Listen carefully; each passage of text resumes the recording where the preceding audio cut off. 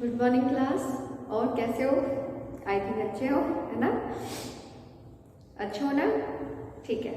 तो देखिए बेटा, आज हम हिंदी व्याकरण पढ़ेंगे और चैप्टर नंबर 10 विशेषण। तो आप सभी जानते हैं विशेषण के बारे में। वैसे तो पिछली कक्षा में आपने पढ़ा ही है, लेकिन और अच्छे से पढ़ने के लिए और अच्छे से रिवाइज करने के लिए, ठीक है, लेट अस स्टार्ट। तो विशेषण किसे कहते हैं? तो वैसे तो हम सभी को उसकी डेफिनेशन याद है कि जो शब्द संज्ञा सर्वनाम की विशेषता बताते हैं उन्हें हम विशेषण कहते हैं। लेकिन विशेषता, जो शब्द संज्ञा या सर्वनाम की विशेषता यानी कि उस संज्ञा सर्वनाम के गुण दोषों के बारे में, गुण के बारे में या दोष के बारे में, उसके आकार के बारे में, रंग रूप के बारे में और उसके परिमाण के बारे में, उसकी संख्या के बारे में बताते हैं, तो उन शब्दों को हम विशेषण कहते हैं। ठीक है। तो देखिए, जो शब्द संज्ञा सर्वनाम की विशेषता बताते हैं उन्हें विशेषण कहते हैं। अर्थात जो शब्द संज्ञा सर्वनाम की विशेषता यानी कि उसके रंग रूप के आकार के बारे में बताते हैं, उसकी गुण दोष बताते हैं, उसकी माप वगैरह बताते हैं, ठीक है, आकार के बारे में बताते हैं, छोटा मोटा नाटा, ठीक है, गोल चौकोर, तो उसे उन शब्दों को हम विशेषण कहते हैं। ठीक है। अब इसके बाद आता है विशेषण के प्रकार। विशेषण कितने प्रकार के होते हैं? तो विशेषण देखिए 4 प्रकार के होते हैं। तो विशेषण के भेद कितने प्रकार के होते हैं? विशेषण 4 प्रकार के। ठीक है। कौन कौन से? गुणवाचक विशेषण, संख्यावाचक विशेषण, परिमाणवाचक विशेषण और संकेतवाचक विशेषण। अब गुणवाचक विशेषण में क्या होता है? गुणवाचक विशेषण में जो अभी मैंने आपको बताया कि रंग उनके गुण दोषों के बारे में बताया जाता है। संख्यावाचक में संख्या का बोध कराया जाता है, परिमाण में उसका माप का बोध कराया जाता है और संकेतवाचक में किसी की ओर संकेत करके हमें बताया जाता है कि हाँ जी ये चीज अच्छी है या ये चीज उसकी है। ठीक है। अब इसको हम देखिए पढ़ेंगे। सबसे पहले हम विशेषण जान लेते हैं। विशेषण को और अच्छे से समझने के लिए मैं कुछ सेंटेंस लिख रही हूँ, ठीक है, आप उसमें बताइए। तो देखिए,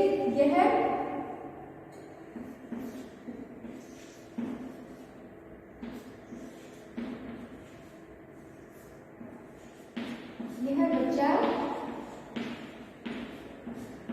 सुंदर है।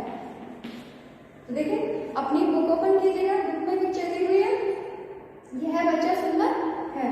तो वो जो बच्चे की पिक्चर दी हुई है सुंदर, तो सुंदर शब्द क्या है? यह बच्चा सुंदर है। तो सुंदर शब्द बच्चे की विशेषता बता रहा है, तो यहाँ पर क्या है? सुंदर विशेषण है। ठीक है। अब इसी प्रकार दूसरा वाक्य देखिए।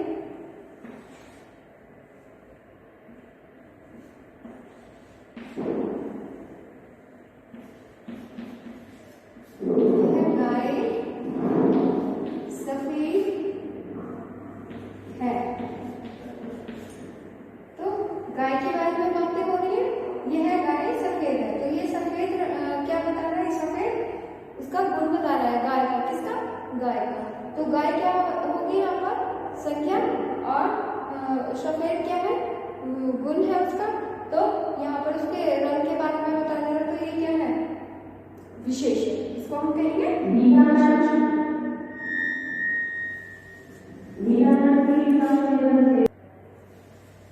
तो देखिए बच्चों, पहले हम अच्छे से विशेषण को समझ लेते हैं। तो देखिए, यह बच्चा बहुत सुंदर है। अब ये सुंदर शब्द क्या है? किसकी विशेषता बता रहा है? बच्चे की। और ये बहुत किसी विशेषता बता रहा है? सुंदर की। तो इसे देखिए, ये तो है विशेषण और ये है प्रविशेषण। इसे हम बाद में पढ़ेंगे, बाद में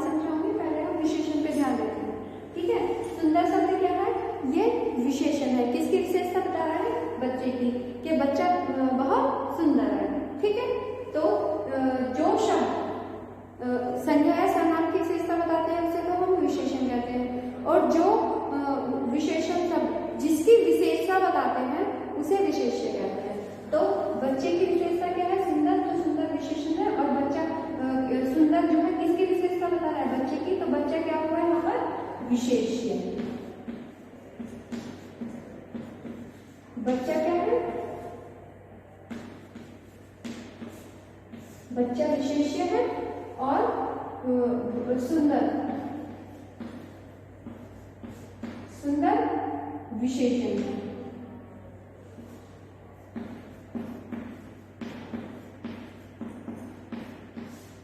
ठीक है, तो ये सुंदर क्या है? ये सुंदर विशेषण है और बच्चा क्या है? ये विशेष्य है, क्योंकि सुंदर शब्द बच्चे की विशेषता बता रहा है।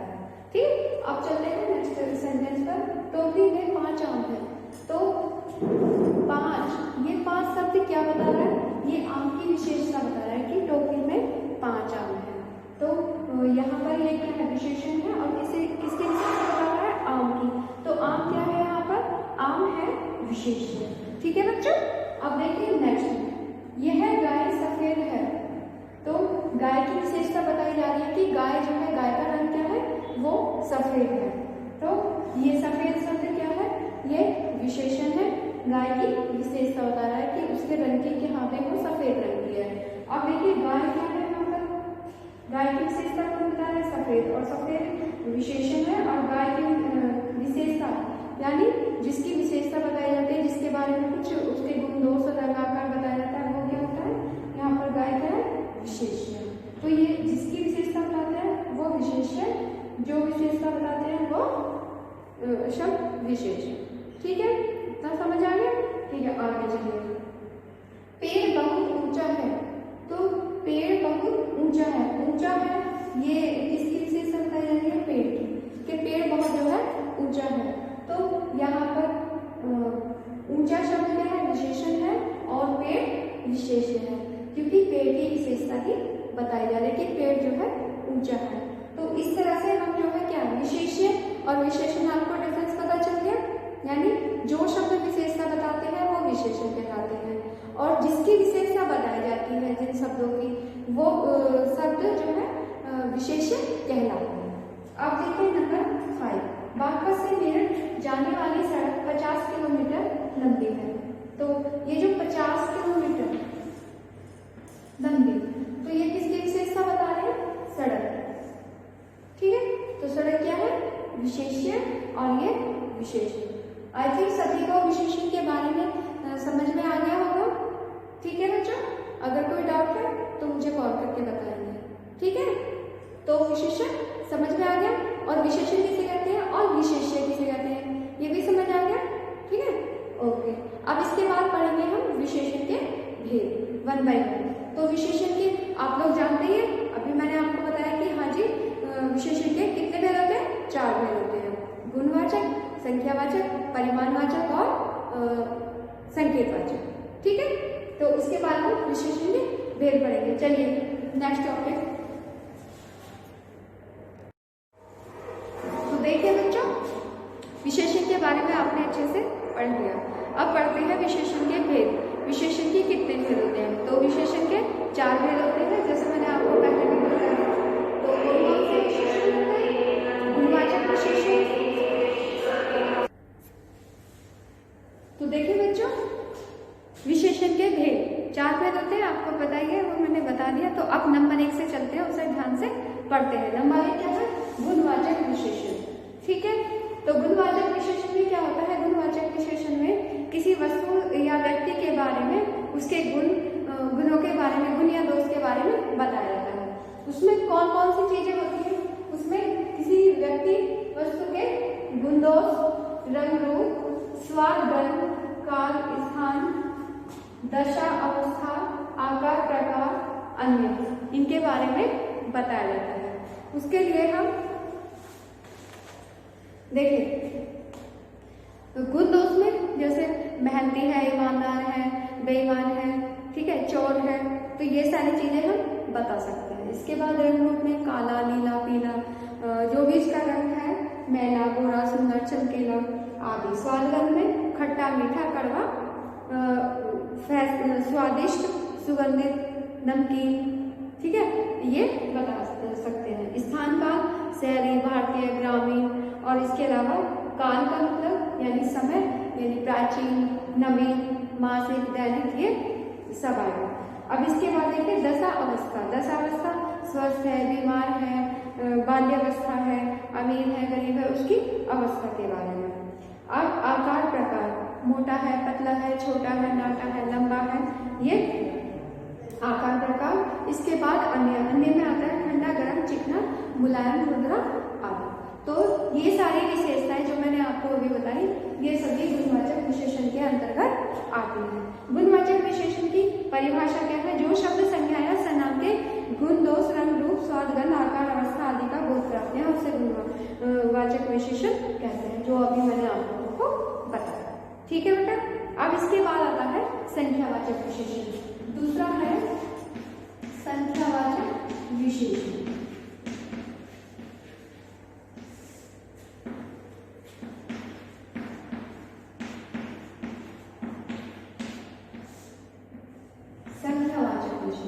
संख्यावाचक विशेषण देखिए, जैसा आपको इसको पढ़कर ही पता चल रहा है, संख्यावाचक जिसमें किसी व्यक्ति, वस्तु, स्थान की संख्या बताई जाती है, उस संख्या का बोध हमें कराया जाता है। बोध यानी कि जानकारी, उसका ज्ञान हमें कराया जाता है, तो उसे संख्यावाचक विशेषण कहते हैं। तो उसमें क्या होता है? विशेषण की संख्या से संबंधित विशेषता बताने वाले विशेषण को संख्यावाचक विशेषण कहते हैं। जैसे पांडव 5 भाई थे, तो इसमें पहला सेंटेंस क्या है? पांडव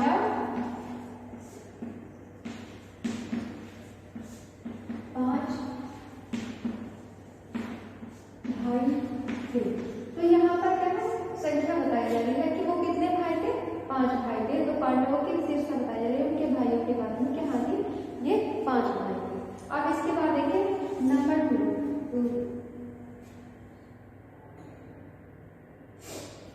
विमान दुर्घटना में अनेक लोग मारे गए। विमान दुर्घटना में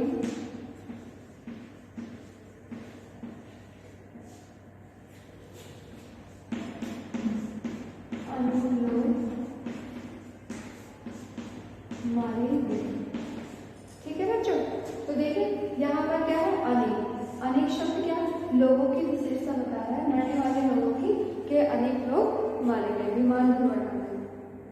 तो यहाँ पर क्या है? संख्यावाचक विशेषण है। तो संख्यावाचक विशेषण में क्या होता है? संख्यावाचक विशेषण 2 प्रकार का होता है। एक निश्चित संख्यावाचक और एक होता है अनिश्चित।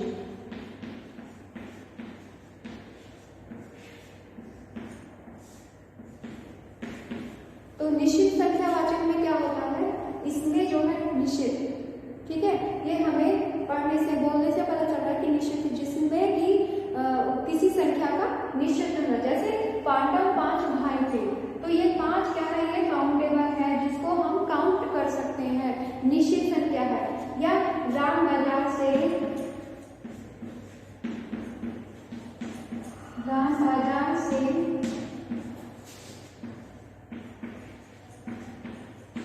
2 किलो सेब लाया। तो ये क्या है? 2 किलो किसकी विशेषता बता रहा है? सेब की। फिर जो है 2 किलो सेब लाया। तो यहाँ पर क्या है? निश्चित संख्या है 2 किलो, तो ये क्या होगा?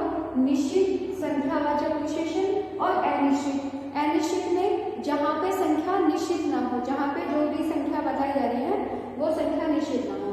फॉर एग्जाम्पल देखिए, विमान दुर्घटना में अनेक लोग मारे गए, मतलब कितने लोग मारे गए ये हमें नहीं पता है, अनेक लोग मारे गए, कि यानी जिसकी संख्या अनिश्चित है, उसमें हम कंफ्यूज है, मतलब पक्का कंफर्म नहीं है कितने लोग मारे गए।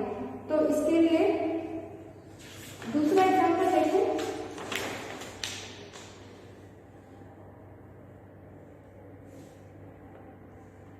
अनिश्चित, जिसमें जो है प्रत्येक, हर आदमी, 3 लोग, मतलब जिसमें संख्या निश्चित ना हो, वहां पर अनिश्चित संख्यावाचक विशेषण होता है।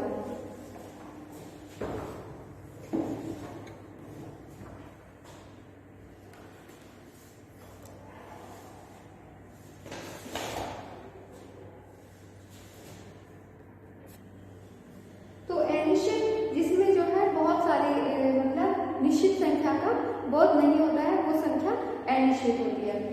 देखिए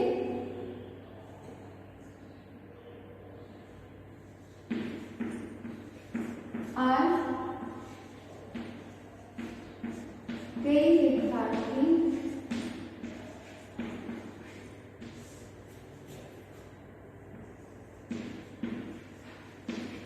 अनुपस्थित थे। तो देखिए कई शब्द क्या बता रहा है, विद्यार्थी की विशेषता बता रहा है कि कई विद्यार्थी अनुपस्थित थे, लेकिन यहाँ पर क्या है, यहाँ पर संख्या अनिश्चित है। देखिए दूसरा एग्जाम्पल देखिए, कुछ सॉरी यहाँ पर दिख नहीं रहा है तो बेटा मैं इसे रब कर देती हूँ।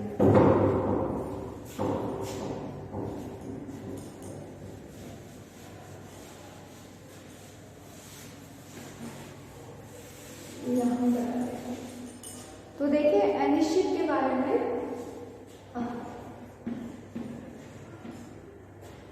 कुछ आम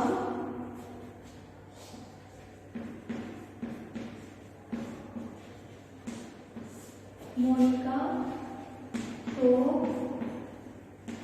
दे दो। तो देखिए कुछ आम, यहाँ पर कुछ क्या है, वो अनिश्चित है, यानी इसमें 1 देना है, 2 देने हैं, 4 देने हैं, ये संख्या निश्चित नहीं है। अब एक सेंटेंस मैंने आपको पहले बताया था कि टोकरी में 5 आम है, तो 5 आम क्या वो काउंटेबल है, गिने जा सकते हैं, कि निश्चित है वो 5 है।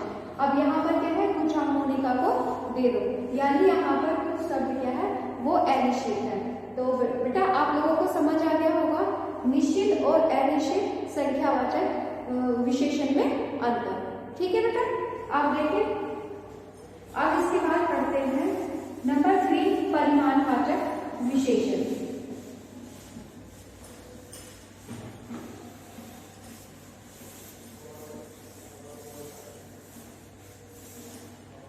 तो देखिए पहला क्या था, गुणवाचक विशेषण, अब नंबर 2 संख्यावाचक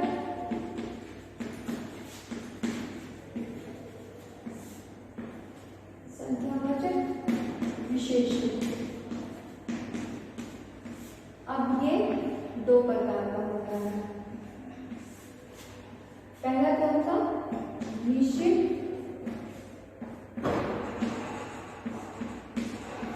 दूसरा अनिश्चित।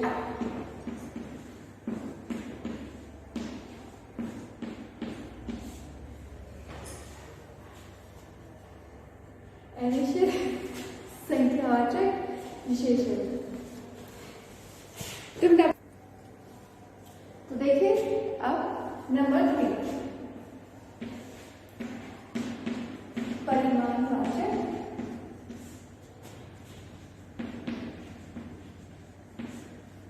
विशेषण। ठीक है, तो ये इसका पार्ट है, हम यहाँ पर लिख देते हैं विशेषण।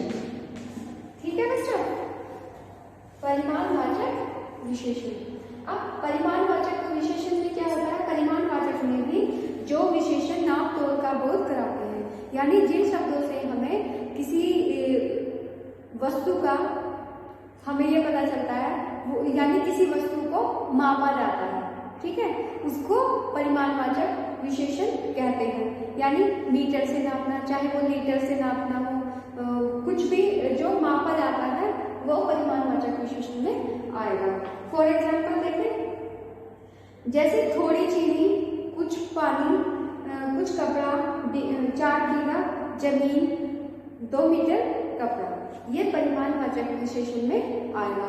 अब देखिए जैसे संख्यावाचक विशेषण 2 प्रकार का था, निश्चित संख्यावाचक विशेषण और अनिश्चित, इसी प्रकार हमारा परिमाणवाचक विशेषण भी 2 प्रकार का होता है। नंबर 1 वही निश्चित,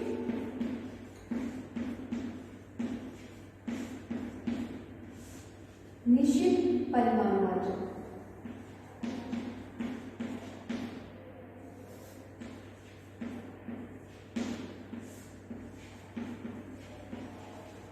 और दूसरा अनिश्चित।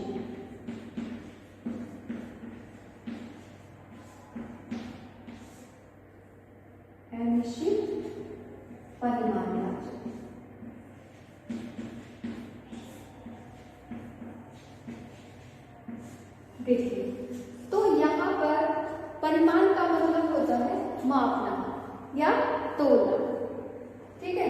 तो ये भी क्या है, दो प्रकार का होता है, निश्चित परिमाणवाचक और अनिश्चित परिमाणवाचक। निश्चित परिमाणवाचक में के अंतर्गत आता है जो जिसकी संख्या निश्चित होती है, जैसे 2 मीटर कपड़ा, 4 बीघा जमीन, 2 लीटर दूध और 4 किलो नहीं 10 मीटर थान, ठीक है। तो यानी इसमें निश्चित संख्या होती है। और अनिश्चित में निश्चित संख्या नहीं होती है, वहां पर डाउटफुल रहते हैं। जैसे कुछ थोड़ी चीनी, कुछ कपड़ा, थोड़ा कपड़ा, कुछ फल, बीघा भर जमीन, नहीं बीघा भर जमीन, तो ये इसमें आएंगे, निश्चित में आएंगे, क्योंकि बीघा भर 1 बीघा होती है। तो थोड़ा सा या थोड़े फल, कुछ घड़े पानी, थोड़ा सा चावल, तो ये किस में आएगा, अनिश्चित में। यानी सीधी सी बात है, जिस प्रकार वहां पर संख्यावाचक में निश्चित और अनिश्चित था, ऐसे ही यहाँ पर जो माप होती है, जो तोल होती है, वो निश्चित होती है और इसमें अनिश्चित होती है। फॉर एग्जाम्पल देखिए, 11 रोहन के पास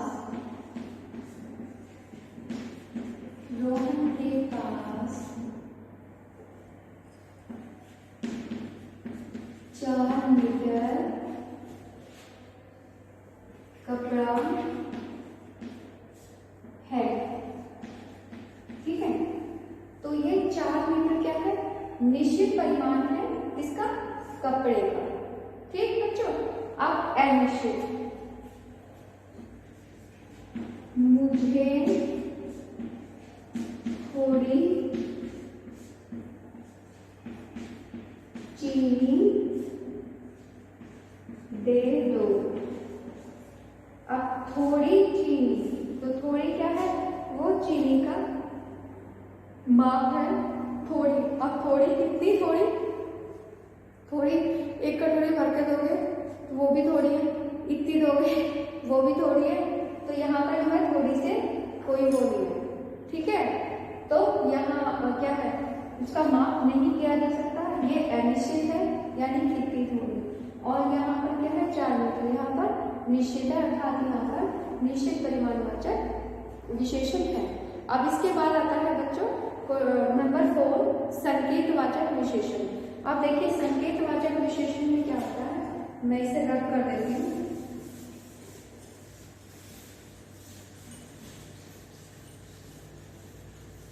ये तो आपने समझ लिया, इसी में ऊपर लिख देती हूँ, ठीक है, आपको समझने में आसानी रहेगी। परिमाणवाचक,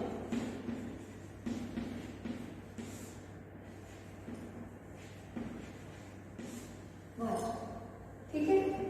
तो ये भी 2 प्रकार का होता है, निश्चित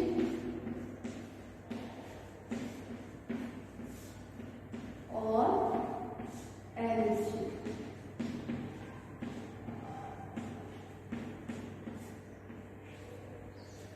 अब देखिए इसके बाद नंबर 4, संकेतवाचक।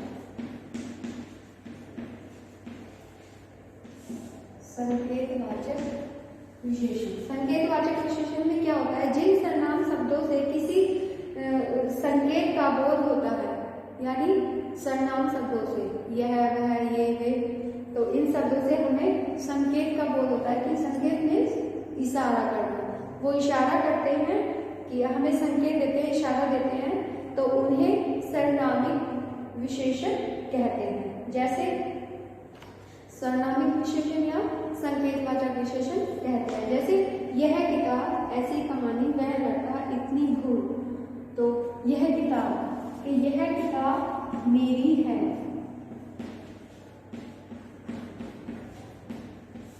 यह किताब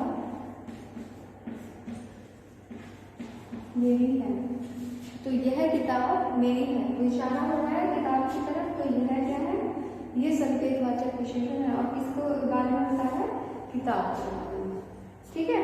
इसके बाद है ऐसी कहानी, वह लड़का इतनी भूल तुमसे कैसे हो गई, इतनी बड़ी भूल तुमसे कैसे हो गई।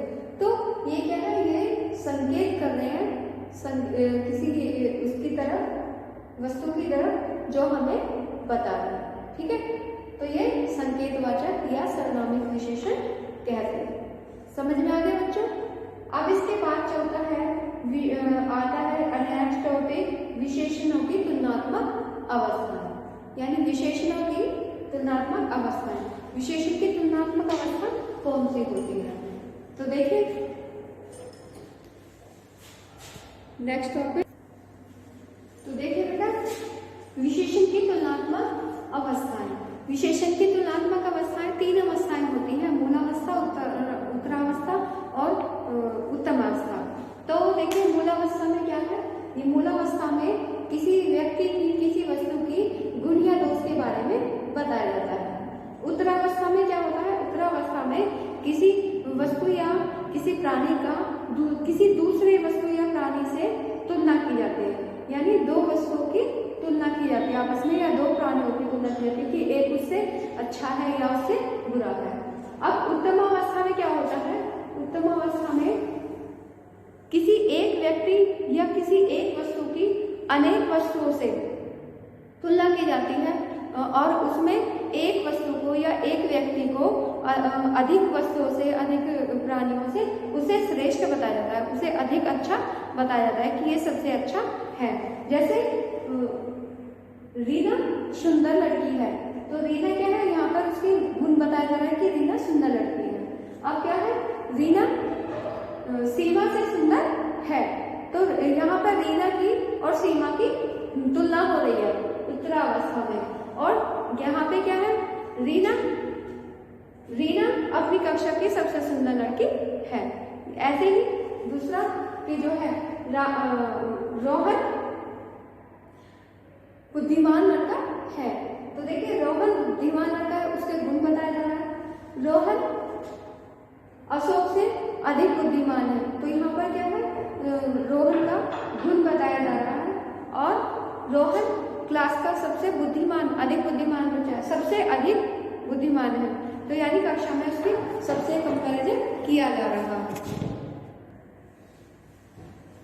तो देखिए बच्चों, मूलावस्था में, इस अवस्था में केवल गुण दोषों के बारे में, दोषों का वर्णन होता है, विशेषण का तुलनात्मक रूप नहीं होता, यानी किसी की सामान्य रूप होता है, किसी की किसी से तुलना नहीं होती है।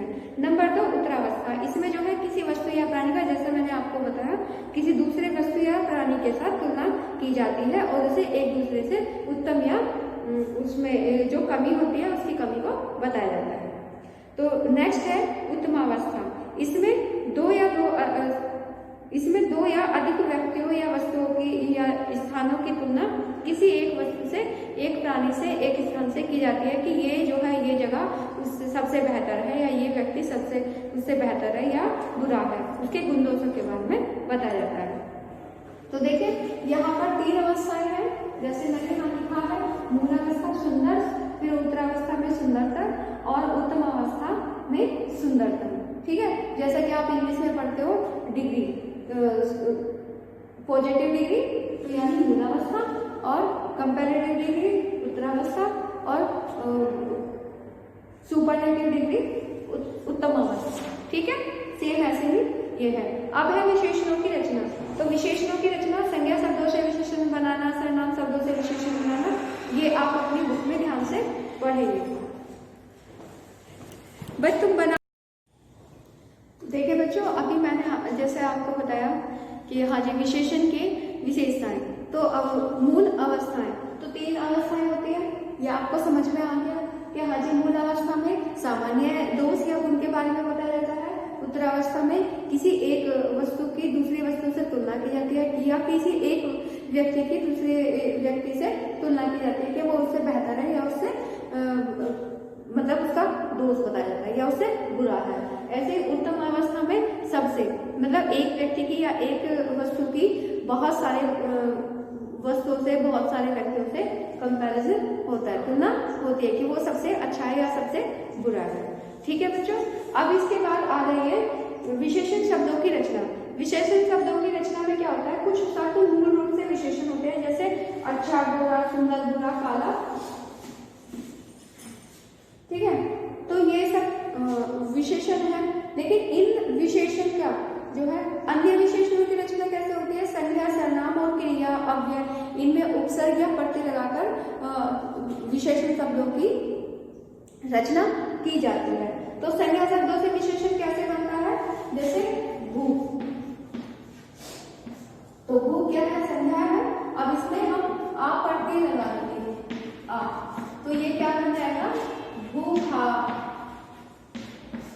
ठीक है, तो ये क्या बन गया, विशेषण। ये संज्ञा, ये प्रत्यय और ये विशेषण, तो संज्ञा से बनने वाले विशेषण सब। तो जैसे खंड, ठंडा, दया, आलू, दयालु, ईर्ष्या, आलू, ईर्ष्यालु, शंका, आलू, शंकालु, कृपा, आलू, कृपालु। तो वर्ष, ऐसे ही वर्ष में एक प्रत्यय लगाया तो ये क्या बन गया, वार्षिक। ठीक है, जैसे दया जमा, ये क्या है, ये प्रत्यय है, इधर ये संज्ञा है, ये प्रत्यय और ये विशेषण। तो ये बन जाएगा दया। तो देखा बच्चों आपने, संज्ञा शब्द से किस तरह प्रत्यय जोड़कर हम विशेषण बनाते हैं। ठीक है, तो आप ये अच्छे से अपनी बुक में पढ़ लेंगे, बहुत सारे दिए हुए हैं और इसी तरह आप भी बना सकते हैं। ठीक है बच्चों, अब इसके बाद आ जाइए, नेक्स्ट है क्रिया। क्रिया में प्रत्यय अव्यय जोड़कर क्रिया में, क्रिया से विशेषण कैसे बनता है, जैसे यहाँ कहीं से रेस कर देती हूँ, नहीं इधर, ये क्या है, क्रिया है और क्रिया से विशेषण कैसे बनेगा, जैसे उड़, ये क्रिया है और विशेषण क्या बन जाएगा, उड़ाऊ। ठीक है, खाना क्रिया है, खाना खाओ, तो ये क्या है, विशेषण है। से इसी तरह आप उनको ध्यान से पढ़ेंगे। अब इसके बाद देखें, अब ये शब्दों से विशेषण बनाना।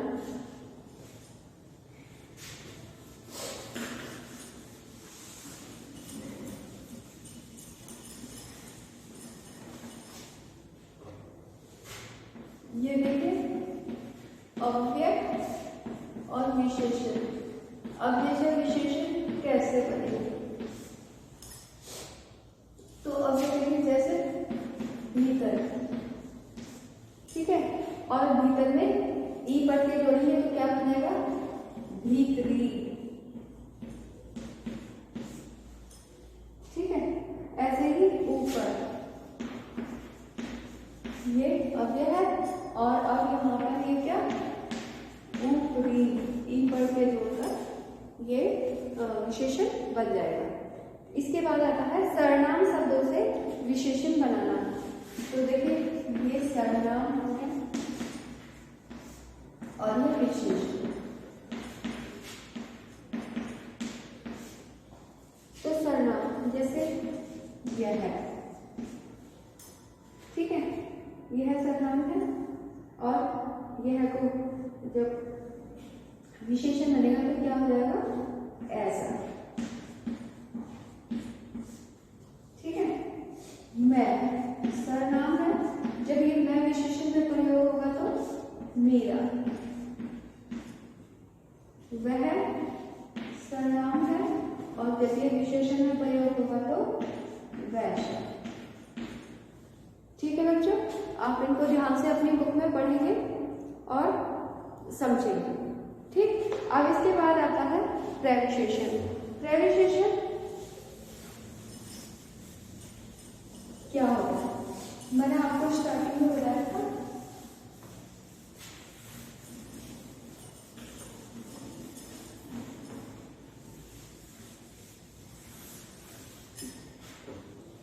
तो टॉपिक है हमारा प्रविशेषण।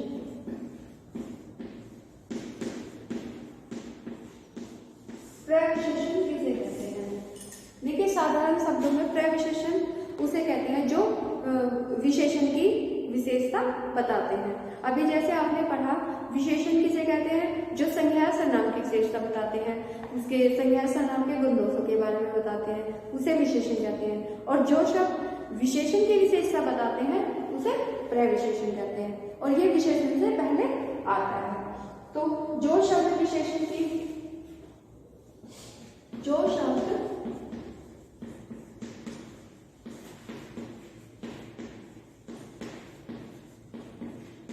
विशेषण की भी विशेषता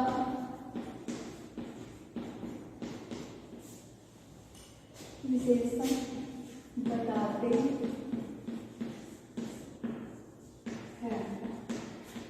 उन्हें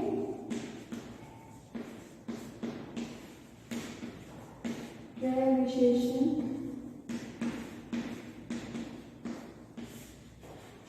कहते हैं।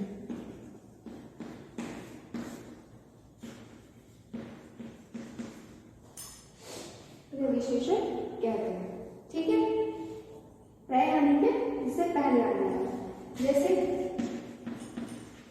फॉर एग्जाम्पल, आम बहुत मीठा है। तो देखिए बच्चों, मीठा क्या है? मीठा यहाँ पर विशेषण है। वो क्या बता रहा है? आम की विशेषता बता रहा है, ठीक है। आम क्या है? संज्ञा है, आम संज्ञा है, और ये विशेषण है मीठा। और बहुत क्या है? बहुत इस विशेषण की भी विशेषता बता रहा है कि बहुत मीठा है, तो ये क्या हो जाएगा? प्रविशेषण। ठीक है, समझ आया? यानी जो शब्द विशेषण की भी विशेषता बताते हैं उन्हें प्रविशेषण कहते हैं। आम की विशेषता मीठा ने बताई, और मीठा की विशेषता क्या है? बहुत बता रहा है कि बहुत मीठा है, ठीक है। तो ये क्या है? प्रविशेषण हुआ। ऐसे ही दूसरा है, पेड़ काफी लंबा है। अब देखिए, जैसे एक सेंटेंस है, पेड़